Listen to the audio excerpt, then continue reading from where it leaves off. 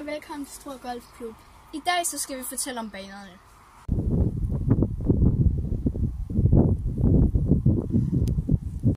Det her er på 3-banen, og vi skal til at spille hul 6.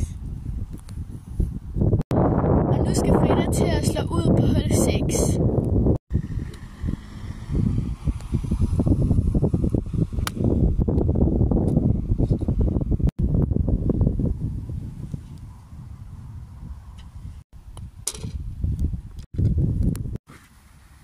Det her er en par 3-bane med både lettere og lidt svære huller. Det er for både små og store. Her skal Ida så til at slå ud på hul 5.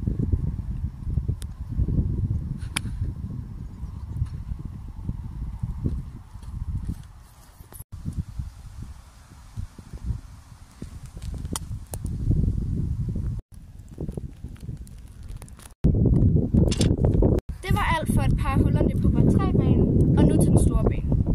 Lige nu står vi på O1, hvilket betyder, at det er Odesundssløjfen 1, fordi at vores bane er delt op i to, så det her det er Odesundssløjfen, og det her nede det er Toftumsløjfen. Vi har forskellige tee-steder med forskellige sværhedsgrader, og så har vi også orange tee, som juniorerne skyder fra. Ja, så det her det er O1.